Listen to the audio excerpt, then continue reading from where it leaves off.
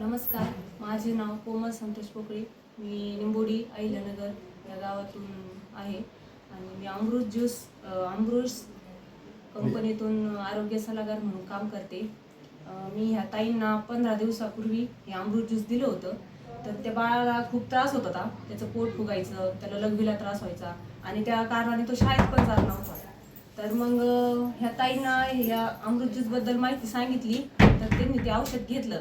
तर आपण ताईंना विचारू की त्यांना किती रिझल्ट आलाय या अमृत ज्यूसचा आणि त्यांना किती खर्च लागला आणि परत त्यांना हे औषध घेऊन कसं वाटतं हे त्यांना विचारू आपण ताईंना. त्यांच्या आई आहेत त्या.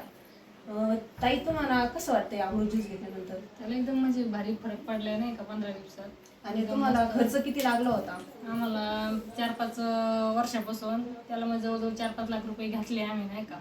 म्हणजे नगरमधले अख्खे दवाखाने ते आम्ही सगळे म्हणजे बघितले, पण त्याला काही फरक पडत नव्हता. आणि मग आता तो शाळेत जातोय? आता शाळेत जातोय मस्त आणि जेवतोय सगळं पद्धतशीर सगळं चालू. तुम्हाला कसं वाटतंय अमृत ज्यूस घेतल्याबद्दल? भारी वाटते, सगळ्यांनी घ्यायला घ्यायला पाहिजे. हां.